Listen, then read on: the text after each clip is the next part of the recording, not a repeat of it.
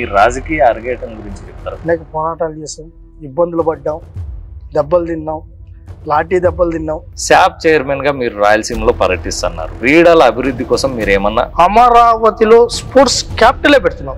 మీరు కూడా ఆయన ఇన్స్పిరేషన్ తీసుకొని మళ్ళీ విద్యార్థి నాయకుడి నుంచి కెరీర్ స్టార్ట్ చేశారు.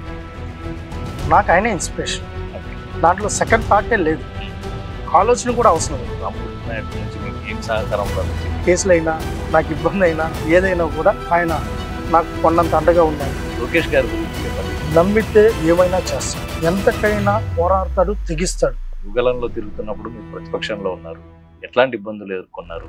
బైక్ లాగేశారు, స్టూల్ లాగారు, బంగారు పాలనలో లెటర్లుగా మమ్మల్ని కుట్టారు. లోకేష్ గారిని డిప్యూటీ సీఎం చేయాలని, దీనిపై మీ అభిప్రాయం? లోకేష్ గారు ఇప్పుడు కూడా పదవులు ఆశించారు. నేను సూటిగా అడుగుతాను, మీ ఒపీనియన్ చెప్పండి. ఇప్పుడు డిప్యూటీ సీఎం ప్రస్తావన అవసరం లేదంట. నేను నా అభిప్రాయం చెప్తా, ఇప్పుడు దాని మీద చర్చ అవసరం లేదండి. పాదయాత్ర చేస్తూ ఒక రెడ్ బుక్ అని రాసుకొని వచ్చారు. రెడ్ బుక్కే ఏమి ఇప్పుడు red book? Red book means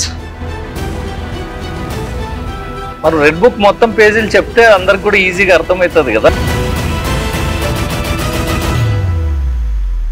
చట్టాన్ని అతిక్రమించి మేము చేయాలనుకుంటే గుడివాడ నాని, వల్లభనేని వంశీ, ఈరోజు ఎవరైతే ఉన్నారో పెద్దిరెడ్డి రామచంద్రారెడ్డి అయినా, జగన్మోహన్ రెడ్డి అయినా